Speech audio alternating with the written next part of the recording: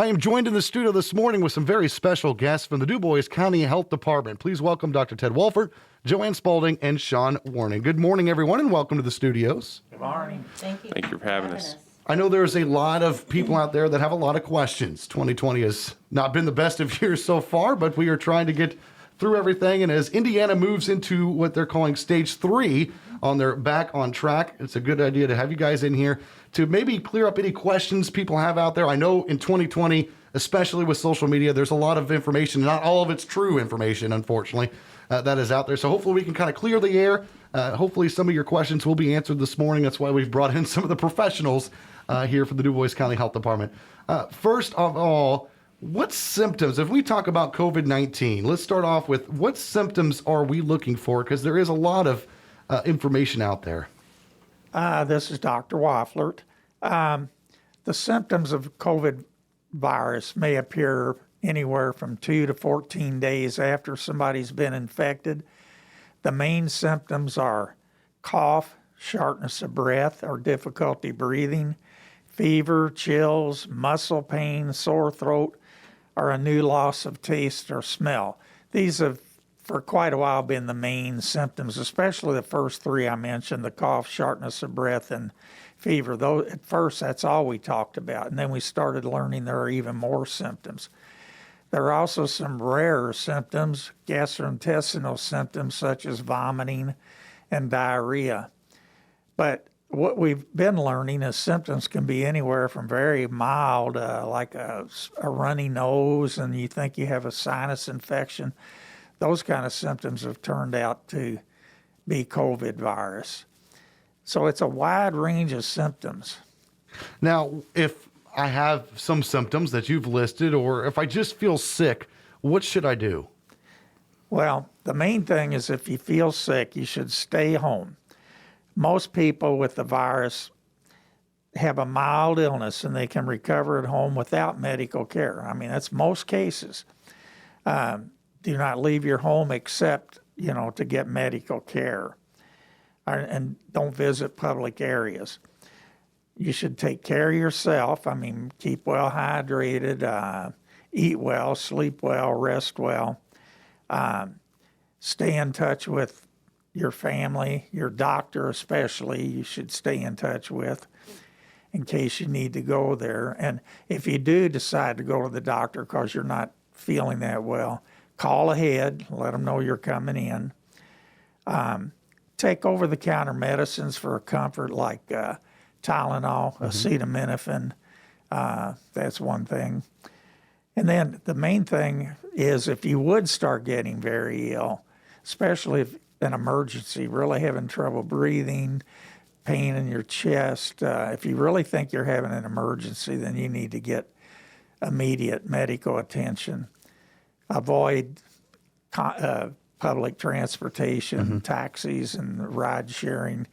Either call an ambulance if you're severely ill or have a family member take you to the emergency room. If we have some of the more severe symptoms, and where can we get tested? Where can not just ourselves, but our family members get tested for COVID-19? Sure. This is Joanne. So we are fortunate for this county. We have 2 testing sites.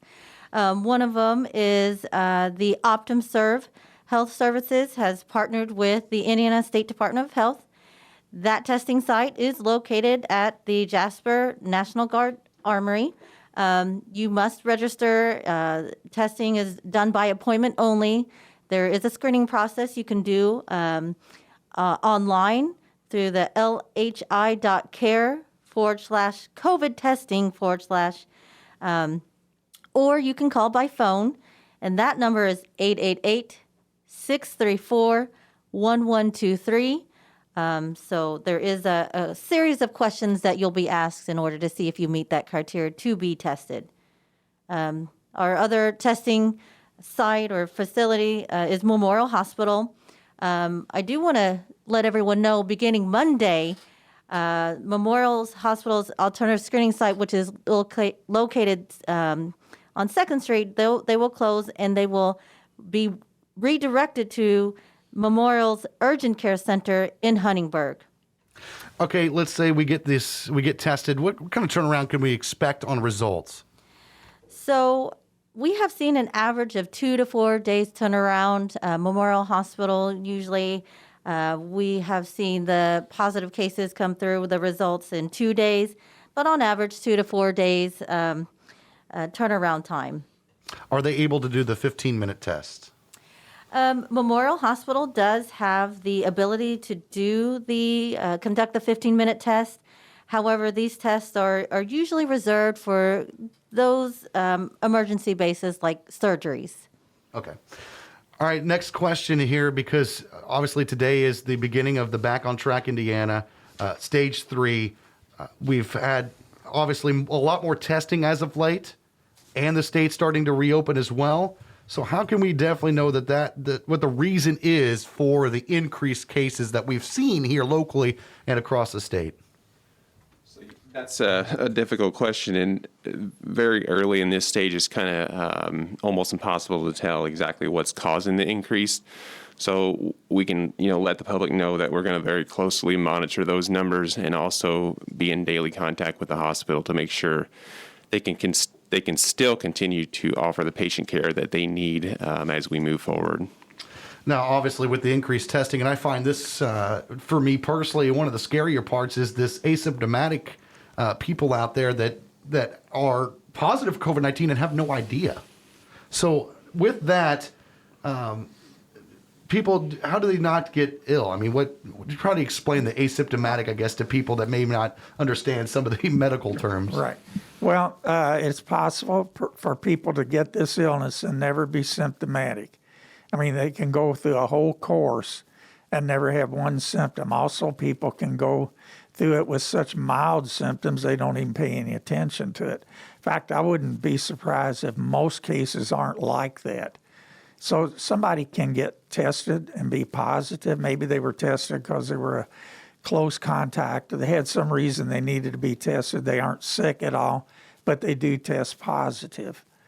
Also remember, if somebody tests positive, it still may be very early for them. I mean, they may be only a couple days positive, and they may still get sick. It just may come later, a few days later.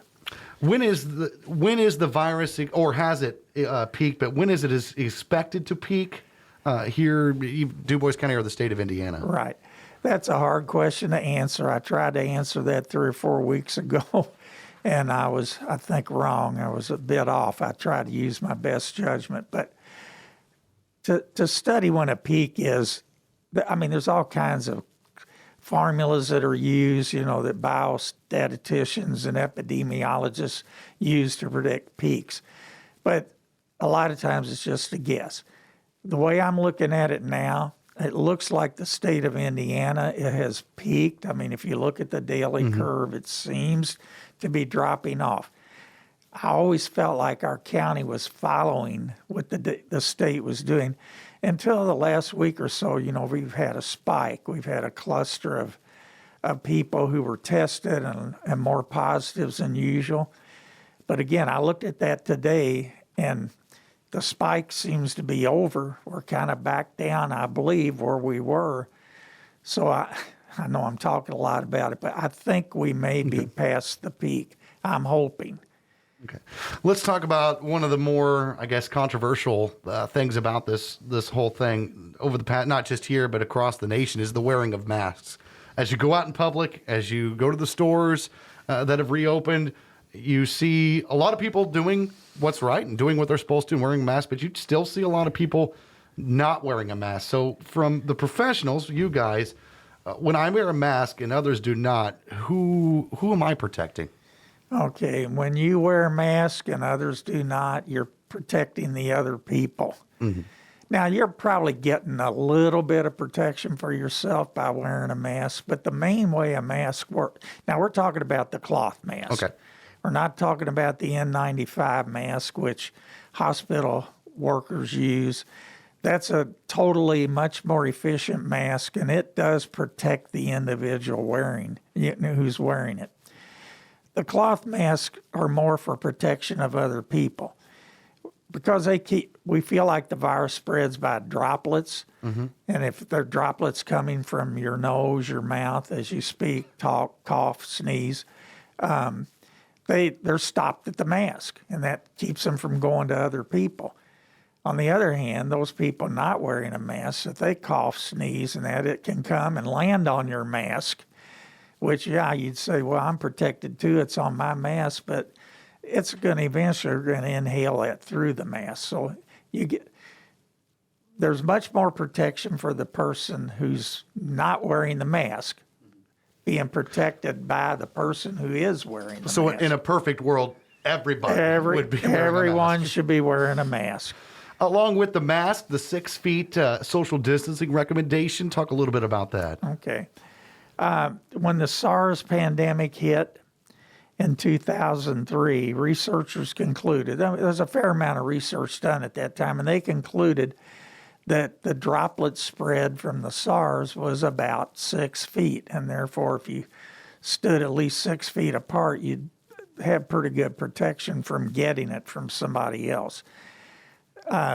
Those studies have not, well, I won't say they haven't been updated, but they've still been working on them. But we just assume that for the coronavirus, the same thing holds, the 6 feet. But that's constantly being researched and studied, and I wouldn't be surprised if they don't come out with a change to that.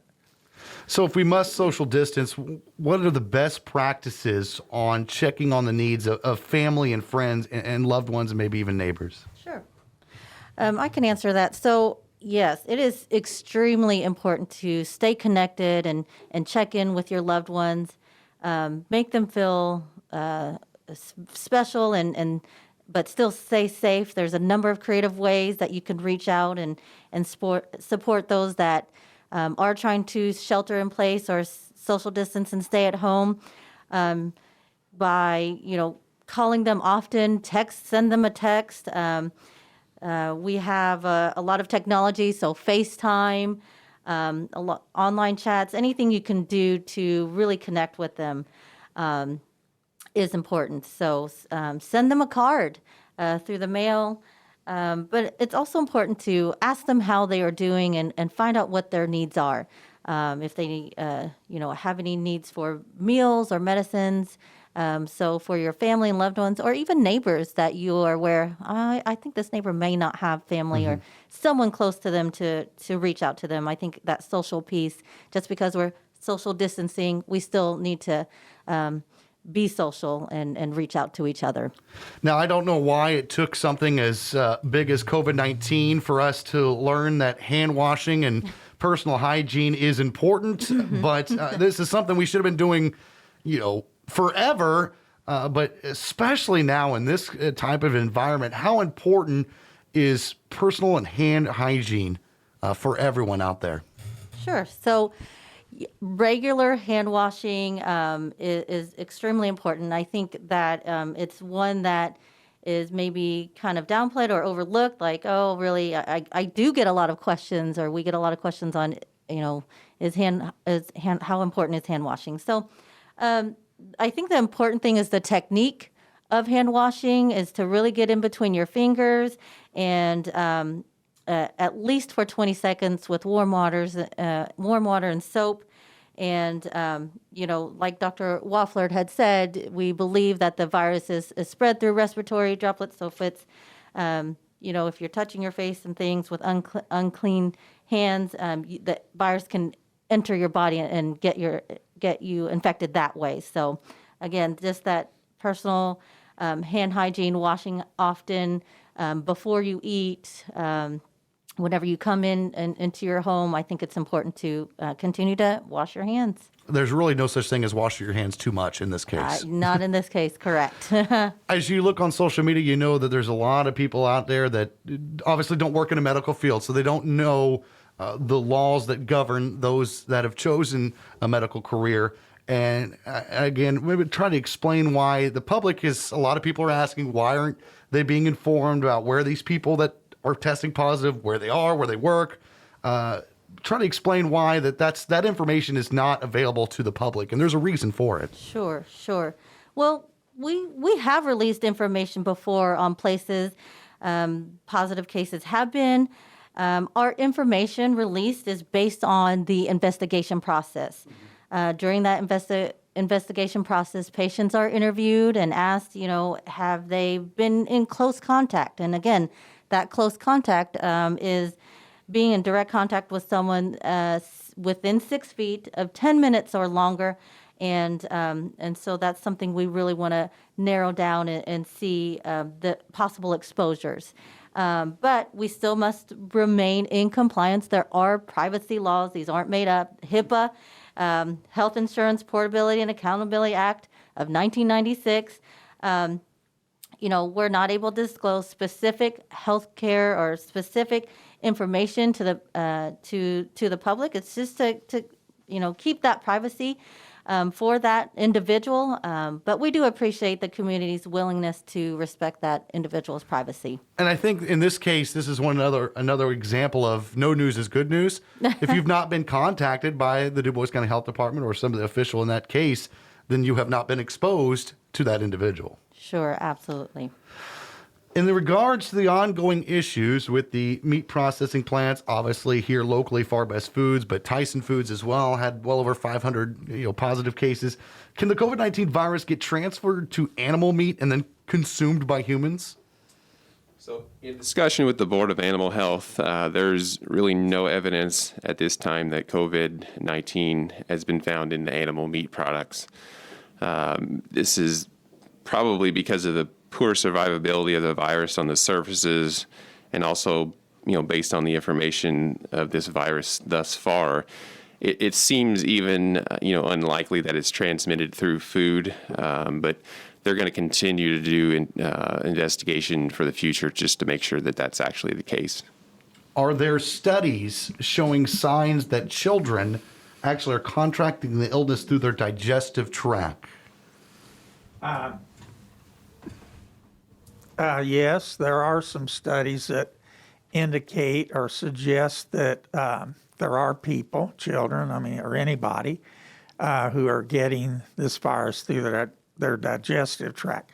Now, as I said earlier, one of the signs of this disease is vomiting, diarrhea, things like, GI tract symptoms.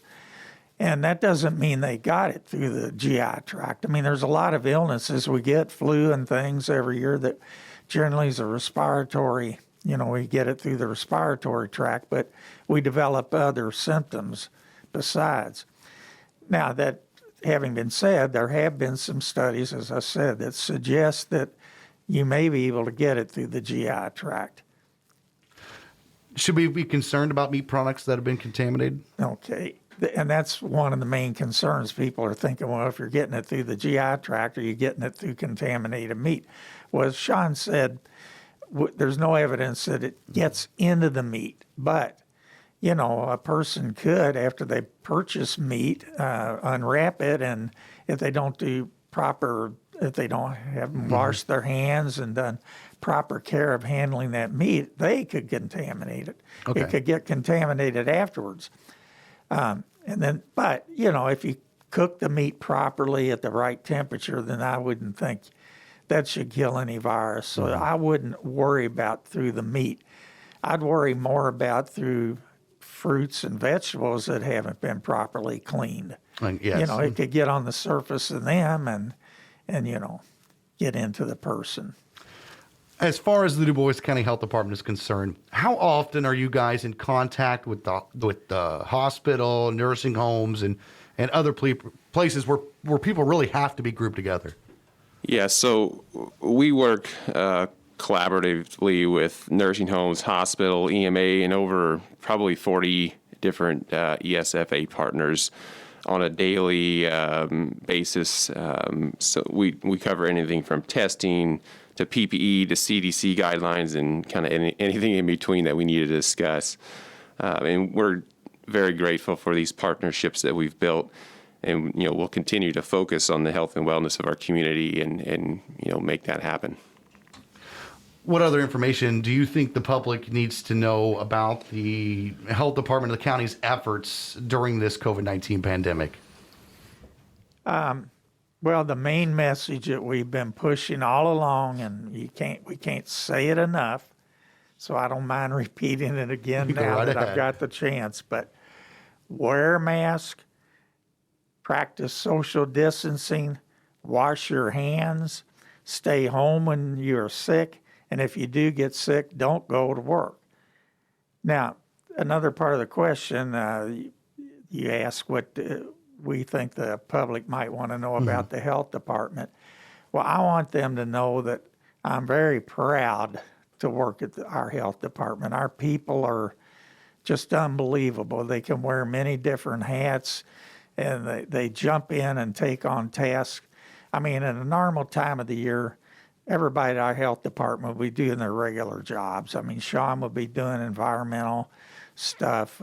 We have our birth certificates and death certificates. We do our immunizations, on and on, with just our regular tasks. But at a time like this, everybody has to jump in and take on things that they've not taken on before. Although we've trained for it, and everybody jumps in and does it well. But I've been amazed by that. And I just wanted to say something. Joanne, I know I took the words away from you. If you want to add, I'm sorry. I will let you say a little more if you want. Oh, that's very kind of you, Dr. Waflart. We're very thankful for you as well as our health officer. Dr. Waflart has been there since the beginning of this pandemic and has really jumped in and given his best medical advice and really looking over all as a public health emergency and looking at the county and what our needs are, and really just has been the backbone of our community here and giving his words of wisdom to us, and we appreciate you as well, Dr. Waflart. So yes, we've been training as a department. We part of our public health services is the emergency preparedness role, and everyone has their role. Many of us have been involved with the H1N1 and others have not. So this being a novel virus, we're certainly learning a lot every day, almost every hour it seems like. But yes, I'm thankful to the community, to Dr. Waflart, to Shawn, to all of the Dubois County Health staff that has really poured their heart and souls into this, and the leadership throughout this community. The collaborations has been great to work with. Once again, to reiterate, social distancing, practice 6 feet away from others, wash your hands frequently, often, all the time, practice good personal hygiene, stay at home if you are sick. And one thing I'd like to add to your list, and correct me if I'm wrong, but please try to get your information from reliable sources. And that's commonplace in this day and age with social media and whatnot, but getting your information from reliable sources is the best way to go about this. If everyone can do those things, practice the social distancing, wash your hands, and of course, get your information from reliable sources, we can see the other side of this thing and get past this thing and return to whatever normal looks like here in a couple months, years, whatever, how long it takes. But the faster we can do those things and do them every day, then the faster we can get back to life pre-2019. Is there anything else that you guys wanted to add this morning before we go? The only thing that I would like to add is I want to thank all those listeners out there and viewers for the overwhelming support they've showed through donations. Businesses have gone out of their way to make PPE and get it to us so we can provide it to the healthcare workers that need it. And, all those sewers at home making the cloth masks, that's very, very much appreciated. Again, it's just another reminder that we live in an amazing area here in Dubois County in southern Indiana. We are blessed to live here. But again, practice the social distancing, 6 feet away, stay at home if you're sick, wash your hands, all the things that have been coming recommended from the Dubois County Health Department, the CDC and whatnot. And we'll see if we can get through this a little quicker than we would otherwise. I appreciate you guys stopping by and sharing the real information from the Dubois County Health Department. Please, on behalf of all of us, keep up the good work. Very, very happy to have you guys. Thank you very much. Thank you. Thank you.